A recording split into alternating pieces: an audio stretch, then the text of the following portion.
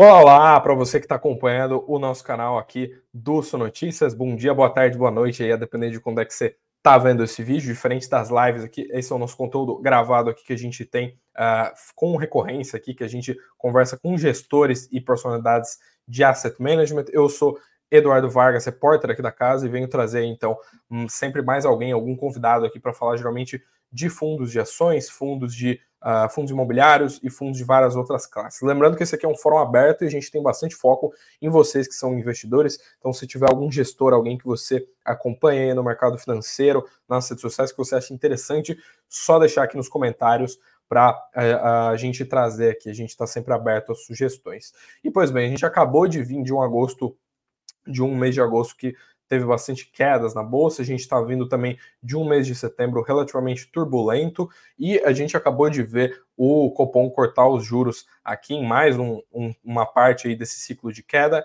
e o Federal Reserve lá pelos Estados Unidos manter os juros. A gente viu algumas reações negativas por parte das bolsas, e muitos ativos, tirando commodities, têm mostrado alguns desempenhos complicados. Além disso, vale a pena, é claro, ficar de olho em várias companhias ali que têm uma relevância, tem valor de mercado um pouco menor, e também em várias companhias que são small e mid caps. Por isso, hoje eu trouxe aqui para conversar com vocês, juntamente comigo aqui, para a gente trocar uma ideia, para ver quais são as principais oportunidades da Bolsa e também o que a gente pode esperar aí da Bolsa daqui para o fim do ano. Eu trouxe João Mamed, lá da Azequest. Tudo certo, João? Tudo bem, Eduardo. Obrigado pelo convite.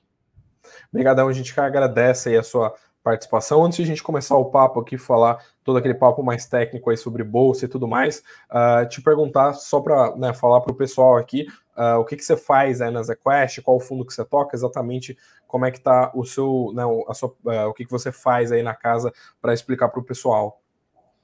Legal. Bom, eu sou gestor de renda variável aqui na Azequest. Trabalho na casa há pouco mais de 2 anos e meio, quase 3 anos. Tenho uma carreira aí de 17, 18 anos no mercado. Passei por algumas instituições aí, tanto nacionais como estrangeiras. Já fui sell-side, durante 8 anos fiquei algumas temporadas aí no sell-side, depois voltei para o buy-side, onde eu estou, né, atualmente. E eu faço gestão de alguns fundos de ações, eu particularmente estou focado um pouco mais nos fundos long only da casa, e eu também ajudo como co-gestor de algumas outras estratégias aqui de renda variável também, dentre elas o Small Mid Cap, que é o nosso, eu diria, o nosso fundo mais emblemático de renda variável aqui da casa, né? Enfim, a nossa vitrine aqui, dentro dos produtos de renda variável, é o Small Mid Caps, que é tocado pelo Hélio Wang, que é o nosso gestor responsável pela renda variável aqui da casa, e eu faço cogestão junto com ele. Perfeito. E dito isso, né, dado que você está aí bem a par aí dessa questão de renda variável, de olhar como é que está toda essa questão de cenário de renda variável, a gente acabou de ver uma mudança recente, duas, na verdade, mudanças recentes aí nos juros, 2 vezes que o Copom cortou aí Selic, e a gente fala bastante, né, como é que deve terminar os juros no fim do ano, tem bastante projeções, o pessoal está esperando o consenso de que a gente termine um pouquinho abaixo dos 12%, ali nos 11,75% de Selic, e a gente acabou também de ver um movimento relevante lá fora, né, do Fed mantendo juros, dando aquele comunicado um pouco mais hawkish. Como é que vocês estão enxergando esse cenário, esse pós-Copom, desde que rolou essa decisão, e o que a gente pode esperar dessas reações do mercado aos próximos cortes que a gente deve ver daqui para o fim do ano? Legal. Eu acho que o começo de ciclo de afrouxamento monetário que a gente está vendo aqui no Brasil, ele era já bastante telegrafado, né? Acho que já era altamente esperado. A surpresa que a gente viu nesse começo de ciclo de queda de juros foi mais na reunião anterior a essa última, né? Na primeira reunião que iniciou esse ciclo de queda, com 50 basis points, né? Naquele momento, acho que o mercado estava apostando mais numa queda de 25, o Copom ele começou num ritmo um pouco mais acelerado do que o mercado previa, com uma decisão bastante dividida, né, o que até gerou algum tipo de ruído ali, se não estaria tendo algum tipo de interferência política, etc. Mas eu acho que, enfim, o Copom fez até bem começar com uma queda já de 50. Nessa segunda reunião, na reunião da semana passada, eu acho que foi totalmente em linha com o esperado. Eu acho que a queda, a continuidade de queda, até porque na reunião anterior o Copom já tinha sinalizado nas comunicações pós a reunião que o ritmo deveria se manter em 50 nas próximas reuniões, né? Então, eu acho que a decisão da segunda reunião, que cortou os juros em mais 50 basis points, ela foi altamente esperada, acho que não teve nenhuma grande surpresa, tá? Foi totalmente em linha, e para frente a gente entende que esse ritmo deve ser mantido pelo menos por mais uma reunião, mas a gente entende que por mais duas, a gente tem uma visão parecida com a que você descreveu agora, que os juros ele deve terminar, a Selic deve terminar esse ano aqui na casa de 11,75, e aí vai ter uma continuidade de queda ao longo de 2024, e aí tem um grande ponto de interrogação, né? Se a magnitude da queda, se vai ou não haver alguma aceleração no ritmo de corte para 0,75 em algum momento, né? Pode ser que a partir de janeiro, fevereiro, exista alguma aceleração, mas que deveria levar a Selic para alguma coisa próxima a 9%, 10% aí ao final do ciclo, tá? Então, esse movimento, mais uma vez, eu acho que era um movimento da última reunião, especificamente, era altamente telegrafado. Eu acho que a surpresa, né, e a turbulência um pouco aumentada aí dos mercados, a volatilidade um pouco aumentada que a gente viu nas últimas semanas, ela tem muito mais relação com o mercado externo do que com o mercado interno, né? Eu acho que houve uma abertura de curva de juros, né, nos Estados Unidos, que afetou as bolsas e os mercados no mundo inteiro. Essa abertura de juros é justamente porque o Banco Central americano não deixou claro se o atual nível de taxa de juros vai ser a taxa de juros que eles vão manter daqui para frente, e nem por quanto tempo mais vão manter, né? Então, assim, o que a gente sabe é aquela história do higher for longer, né? É uma taxa mais alta por mais tempo. Mais alta do que está hoje, não se sabe. Por mais tempo, muito provavelmente sim, mas acho que o Banco Central americano deixou a porta aberta para futuras altas de taxa de juros, né?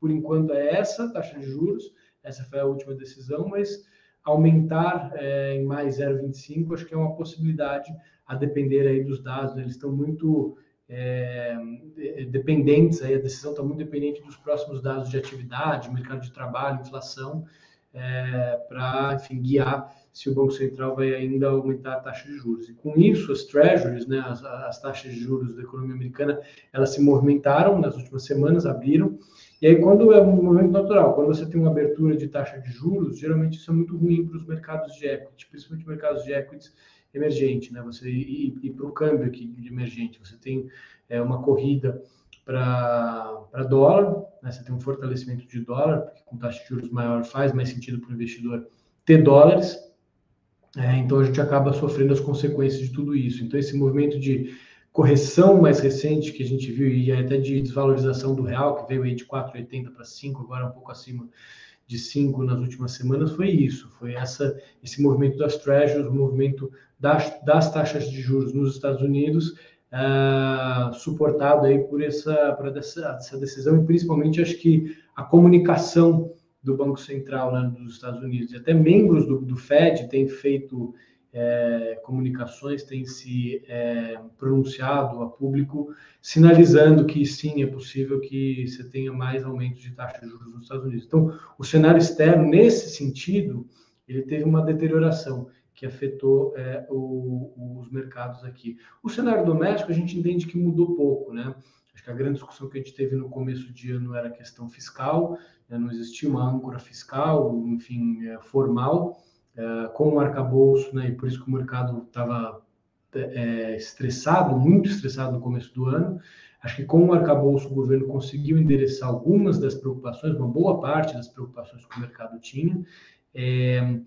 Eu acho que nenhum analista, ou para não correr o risco de falar nenhum, mas assim, a grande maioria dos analistas, dos economistas, não esperam que o governo vá cumprir 100% da meta do arcabouço ano que vem, que é de déficit zero, né, entregar zero de déficit. Acho que hoje o mercado tem aí uma estimativa entre 0,5% a 0,7%, 0,8% do PIB em termos de déficit para 2024. Eu acho que não mudou, com os dados recentes de arrecadação, enfim, com tudo que aconteceu de lá para cá, essa estimativa não mudou, mas eu acho que o fiscal voltou a ser um questionamento aqui no Brasil, porque quando o mercado externo estava indo bem, né? Você tinha, por mais que você não acreditasse 100% no que o governo ia fazer, mas se você acreditasse que ia ter uma melhora, né? A sinalização é de que, tudo bem, o governo não vai entregar zero, mas vai entregar meio, vai entregar 0,6, está melhorando, né? Para frente deve melhorar mais, ok. Não vai cumprir 100% da meta, mas mostrou uma sinalização, uma preocupação com o fiscal. No momento que você tem uma deterioração do cenário externo, essa preocupação fica mais latente, essa questão do déficit de meio, déficit de 0,6, fica mais latente e o fiscal volta a ser um questionamento do Brasil. Então, assim, a gente entende que nada ou muito pouco mudou do lado doméstico, em termos de fiscal, principalmente, que é a grande preocupação que a gente tem, que o mercado tem hoje, mas com a deterioração do cenário externo, né, você volta de novo a olhar para questões que estressam o mercado. Nesse caso, eu acho que a questão fiscal brasileira. Tá? Então, em resumo, tentei resumir um pouquinho aqui para te falar o que aconteceu nas últimas semanas, como é que a gente está vendo o mercado em virtude aí das decisões tanto do Fed quanto do Copom, que foi o seu ponto, né? Perfeito. Em termos setoriais, a gente fala muito sempre do varejo, né, que tende a sangrar mais quando o custo de capital se mantém alto, e foi um setor que justamente a gente vê sendo bastante afetado, quando a curva de juros abre mais e tudo mais. Além disso, questão dos bancos, que também tem uma relevância das taxas de juros. Como é que vocês estão olhando esse impacto pormenorizado, assim, por setor dentre as companhias da Bolsa? Se tem algum setor que vocês acham que está conseguindo surfar melhor esse começo de ciclo de queda da Selic, e se os setores mais frágeis, como é que eles devem ficar daqui para o fim do corte, já que a gente ainda deve terminar o ano aí, então, com esse patamar de juros de 2 dígitos? Perfeito. É natural, né, que quando você tenha uma movimentação de taxa de juros, quando você tem uma abertura de curva de juros, deterioração de expectativa de queda, digamos assim, aqui no Brasil, setores mais sensíveis a juros, né, com empresas com duration mais longa, tendem a sofrer mais. Setores domésticos, por exemplo, tendem a ter um impacto maior da oscilação de taxa de juros para o bem e para o mal. Nesse caso, foi para o mal, né? Então, o setor doméstico é um setor que, de fato, se a gente olhar nas últimas semanas, tem sofrido um pouco mais.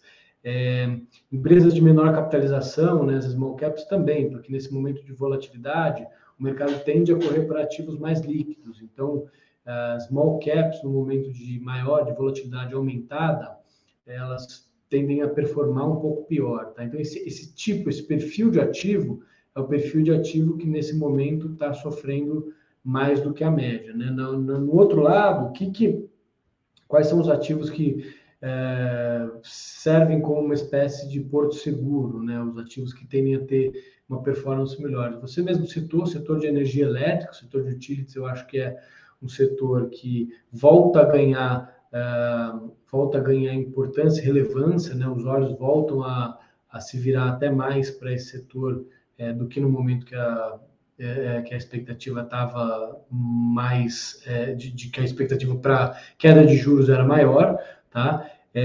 Obviamente que assim, eu estou falando de uma forma geral, existem histórias micros que, enfim, se quiser a gente pode falar de algumas teses aqui, né, que a gente pode olhar ou não olhar, dependendo do setor. Assim, tem teses domésticas, por exemplo, que a gente gosta, que a gente continua investindo mesmo com essa turbulência aumentada para os domésticos. Mas, de uma forma geral, o movimento que até que a gente fez aqui, o movimento que a gente viu o mercado fazendo, foi sair um pouco de doméstico, sair um pouco de empresas de duration mais longa, para passar por esse momento de maior volatilidade, né? Setor de bancos também, acho que taxa de juros para cima, obviamente, tem um impacto positivo para bancos, então eu acho que é um setor que tende a se beneficiar, ou pelo menos sofrer menos nesse momento de revisão de expectativa de queda de juros. E particularmente, aí falando menos até da questão dos juros, mas um setor que a gente está bastante animado no curto prazo é o setor de óleo. Até pelo movimento recente aí do preço do petróleo, a gente viu o barril do petróleo sair de 70 e alto, 80 dólares para 95 dólares, já tem analista prevendo que vai bater 100 dólares em algum momento. Tem um impacto, querendo ou não, positivo para a Petrobras e para as empresas júniores de petróleo. A Petrobras tem um impacto positivo, assumindo que o repasse de preço aconteça, então acho que essa é uma premissa também que tem que ser discutida, dado que tem uma questão de risco político, que a gente tem que mensurar aqui, que acho que super relevante para a tese, mas, de fato, assim, assumindo que existe algum repasse de preço para ser feito, como foi feito recentemente, né, o governo, vamos lembrar aqui que recentemente o governo teve que reajustar e reajustou o preço da gasolina em 25% aproximadamente. Então, se isso continuar acontecendo por conta do aumento do preço do petróleo, cria-se sim um ambiente positivo para a Petrobras também. Mas o setor como um todo é um setor que a gente voltou a ficar animado aí com essa disparada do preço do petróleo, tá? Então, acho que os movimentos mais recentes que a gente fez aqui foram nesse sentido, tá, Eduardo? Perfeito. Por falar em petróleo, justamente a gente viu a Petrobras subir bastante, ela sobe praticamente 50% aí no acumulado desse ano, e ela tem puxado bastante o Ibovespa, né? Tem sempre aquela coisa de olhar Ibovespa X ou não, né? Petrobras, a gente sabe que Petro tem puxado bastante o índice. E eu queria saber se vocês têm projeção, se vocês enxergam, se vocês têm alguma ideia de projeção do que a gente pode esperar do índice daqui para o fim do ano, né? Já que a gente estava flertando ali com 120 mil pontos, mas a gente acabou caindo nas últimas semanas, agora a gente está cada vez mais longe dos 120 mil pontos. E queria saber como é que vocês estão enxergando isso, dado que a gente tem todo esse cenário de Petrobras e os outros ativos estão mais díspares ali desse desempenho que está bem otimista, que é o caso da Petro, que é uma das mais relevantes aí do índice. Tá bom. Tentar dividir a resposta aqui em dois, tá? Eu acho que, assim, com relação a Petro especificamente, a gente continua, como eu falei anteriormente, bastante positivo. Embora o papel tenha andado muito esse ano aqui, a gente ainda acha que é um ativo barato. Quando a gente compara a Petrobras hoje contra os ativos pares dela no mundo, ela está negociando a um múltiplo bastante descontado, tá? Para grandes empresas de óleo globais. Então a gente acha que o desconto, obviamente, ele era maior 6 meses atrás, né? Então teve um catch-up, né? Teve um rally da Petrobras que fez com que esse desconto, parte desses descontos fechado, mas esse desconto ainda existe e ainda é demasiadamente grande na nossa opinião, tá? Claro que aqui, na nossa tese, né, nas nossas premissas, a gente, mais uma vez, assume que preço do petróleo para cima vão gerar reajustes de preço e que vão afetar positivamente a Petrobras. Então, assim, um dos riscos da tese é esse, o governo segurar por mais tempo ou não fazer reajuste de preço. Mas, dado o último movimento e dados os comentários recentes do presidente da Petrobras, né, a gente entende que, em algum momento, esses reajustes virão. E esses reajustes vindo significa mais dividendo para a Petrobras. Então, para quem está olhando o dividend yield da Petrobras, se você estiver diante de um aumento de preço, a gente naturalmente vai ter um aumento de dividend yield aí para a Petrobras, tá? Como aconteceu recentemente.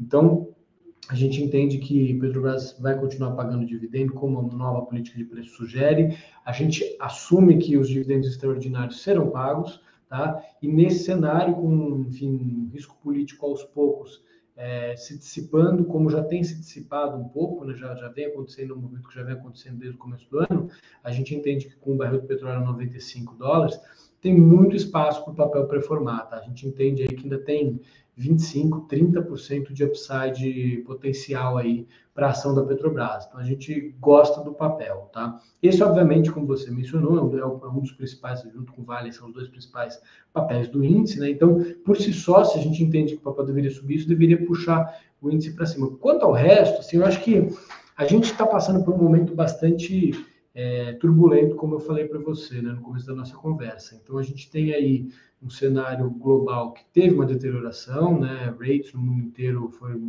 bastante volátil, mudou muito aí nas últimas semanas. O movimento de queda da Selic ele vai continuar, mas eu acho que hoje tem uma dúvida de qual que vai ser a intensidade. Comparado a 2, 3 meses atrás, o mercado hoje, isso não é nada novidade que eu estou falando, tá na curva de juros, está na curva de juros. A gente já espera, o mercado já espera que o corte da Selic até o final do ciclo ele seja menor do que se esperava 2, 3 meses atrás, mas ele ainda vai acontecer. Tá? A gente acredita de novo que a Selic deve ir para alguma coisa entre 10%, 9%, 10% ao final do ciclo, mais para 9% talvez. E fora do Brasil, obviamente, como eu falei, teve essa deterioração, a gente está no meio dessa turbulência, a gente entende que para frente a volatilidade vai diminuir um pouco. Quando a volatilidade diminuir, a gente entende que existe um espaço para a Bolsa voltar a performar bem, tá? Então, a gente não tem formalmente nenhum target para a Bolsa aqui, né? Falar um número que poderia ser, mas a gente acha que 130 mil pontos até o final do ano, 125, 130 mil pontos, não é nada exagerado, tá? A gente entende que o mercado pode sim ainda convergir para um patamar nesse nível, que dá um bom upside, se a gente, né, levar em consideração que a gente está falando daqui para 3 meses, né, são 3 meses para terminar o ano, se o Bolsa for aí para 125, 130 mil pontos, tem um bom upside aí para capturar, tá? Então é mais ou menos isso que a gente está mirando. Perfeito. E em termos de ativos, né, até a gente estava conversando especificamente sobre isso da gravação aqui, né, mas vocês têm algumas teses que vocês gostam bastante do que vocês estão colocando na carteira, assim. Eu sempre gosto de perguntar para o gestor o que ele está olhando, que o resto do mercado não está olhando, né, e como vocês, inclusive, têm fundos de small e mid caps, que a gente sabe que, eventualmente, às vezes são até empresas menos visadas por investidores pessoa física, né, às vezes ele perde oportunidade de investimento porque é o tipo de companhia que tem um pouco menos de visibilidade. O que vocês estão olhando hoje em termos de carteira? O que vocês estão colocando dentro da carteira hoje? O que tem atraído vocês ver aí com mais bons olhos para o cenário de renda variável? Legal. Não, como eu mencionei, né, assim, o Small Mid Caps é o nosso produto vitrine aqui do time de equities. A gente tem um track record muito bom nos últimos 10, 15 anos do fundo. O fundo foi super bem, batendo todos os índices, Tier 1, né, dentro do peer group. Acho que a expertise que esse fundo adquiriu, que a gestão desse fundo adquiriu, e que ajuda a gente a gerar alfa, é justamente olhar para empresas de menor capitalização, não necessariamente é um small cap, mas é uma empresa que talvez ela esteja mais fora do radar das suspeitas usuais, né? Não é Petro, não é Vale, não são bancos, são empresas como, por exemplo, a GPS, o grupo GPS, que é uma das principais posições do nosso fundo, que a gente gosta bastante, é uma empresa que abriu capital recentemente, aí, nos últimos anos, e vem fazendo um excelente trabalho, eu diria que a gente teve uma safra de IPOs muito ruim nos últimos anos, né?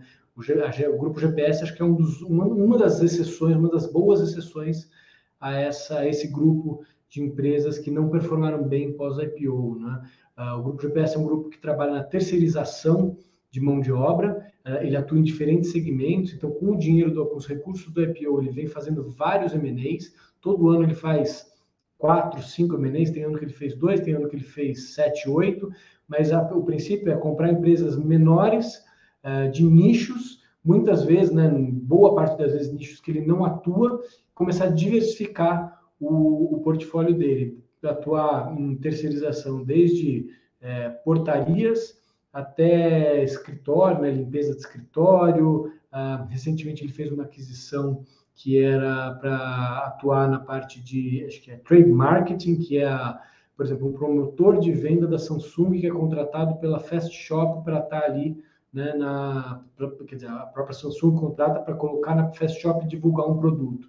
Então, esse funcionário é um funcionário da GPS, que é treinado pela GPS, a Samsung remunera a GPS para fazer. Então, assim, ela atua em diferentes segmentos, ela tem diversas aquisições que ajudaram ela a diversificar o portfólio de produtos que ela tem, o portfólio de segmentos que ela atua.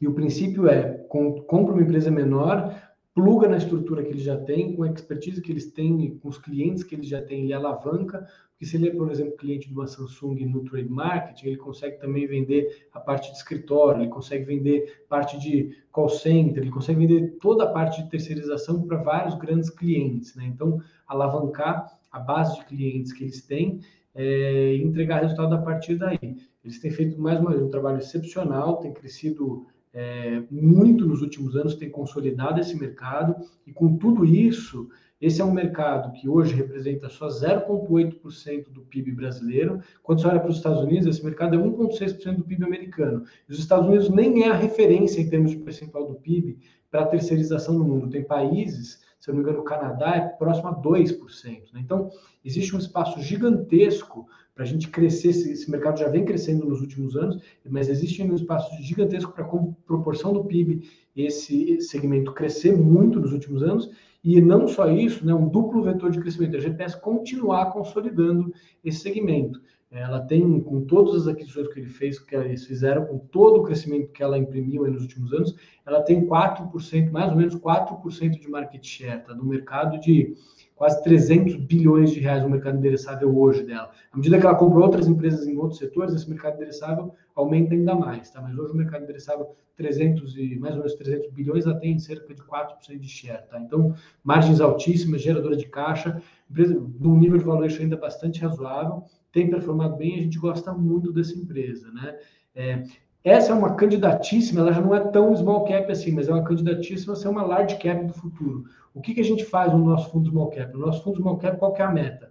É a gente achar empresas small mid caps que vão se tornar large caps e que a gente vai surfar esse processo, né, de crescimento da empresa, né? Porque praticamente toda empresa que é uma large cap hoje, ela não nasceu large cap, ela era uma mid cap e anteriormente era uma small cap. Então esse é o nosso ideal aqui no fundo, né? E embora, uma coisa importante de falar, embora a gente tem um fundo que se chama Small Mid Caps, pensar em, Small Mid Caps vai ser um fundo com empresas super pequenas, pouco líquido. Não, a gente tem uma preocupação muito grande aqui com a liquidez. O nosso fundo, ele é um fundo extremamente líquido, apesar de tudo, né? Apesar da gente montar posições relevantes em empresas de capitalização não tão grande quanto uma Petrobras, quanto uma Vale, por exemplo, né? Mas a gente tem uma estatística lá que a gente acompanha, que a gente hoje consegue zerar 80% do nosso portfólio, se a gente quiser, fazendo 20% do mercado em 4, 5 dias, tá? Então, assim, é um fundo grande, um fundo que tem muitas empresas, principalmente mid caps, mas que é super líquido, né? Então, é um fundo bem diferenciado, descorrelacionado da maioria dos índices. A gente tem como referência o índice small, mas a gente tem uma descorrelação histórica com o índice small grande, uma janela de resultados muito bom, enfim. Acho que é um fundo bem interessante aqui, por isso que é o nosso flagship aqui da casa no segmento de renda variável, tá? E como eu te falei, assim, eu falei aqui um pouco do fundo, mas para não fugir do teu ponto, né? A GPS é um dos grandes exemplos de empresa que a gente tem no portfólio, que a gente acha que vai ser uma gigante, já é uma gigante, mas vai ser uma gigante ainda maior aí, 3, 4 anos à frente, tá? Perfeito. Eu queria perguntar, só para a gente fechar o nosso papo aqui, você falou que é o fundo flagship de vocês, né? Você sabe dizer mais ou menos quanto que está o PL, o patrimônio do fundo hoje, e quantas ações vocês tendem a ter mais ou menos em carteira? Isso, vocês são long only, né? Isso, o Small ele é um fundo long only. Ele tem um patrimônio hoje de por volta de 1,4 bi de reais, tá? E o número de papéis exato hoje eu não tenho na cabeça, mas é em torno aí de uns 25 a 30 papéis que a gente carrega. Perfeito. Tá? Índice small, na verdade, o índice small a gente não quer, por isso que a gente não é um fundo correlacionado com índice. Se você pegar o índice small, a composição dele tem muito mais papéis do que isso. A gente não tem todos, obviamente, não vai ter todos os papéis do índice no fundo, né? Perfeito, perfeito. Então, brigadão pela sua participação aí, o João. Queria perguntar só para a gente fechar o papo aqui, tem algum lugar que você que dá para encontrar as informações aí da casa? Dá para achar os fundos e tudo no site da ZQuest, isso? Exatamente. Acho que vocês podem acessar nosso site, na ZQuest tem todas as informações. A gente tem a nossa página no Instagram e no LinkedIn. É só procurar a ZQuest, que também tem todas as informações lá. E para quem quiser entrar diretamente em contato, também tem o nosso time de ri@zequest.com.br. Também pode mandar e-mail e pedir mais informações aqui para a gente. Perfeito. Então, obrigadão aí pela sua participação aqui com a gente. Obrigadão por trazer todas essas informações aqui, viu? Valeu. Obrigado, Eduardo. Um abraço. Fechou. Obrigadão, viu? E, pois bem, como eu falei para vocês, essa foi a entrevista aí com o nosso querido João Mamed lá da ZQuest. Lembrando, não esqueça aí de deixar o seu like se você for novo por aqui, se você ainda não acompanha com assiduidade o nosso conteúdo, não esquece de se inscrever no canal. E é claro, como eu falei aqui no começo do vídeo, se você tiver algum gestor que você gosta, alguma personalidade vinculada a Asset Management que você acha interessante, só mandar a sugestão aqui pra gente, mandar aqui ou nos comentários do vídeo, ou também lá nas redes sociais no @SunoNoticias. É isso, muito obrigado e tchau, tchau.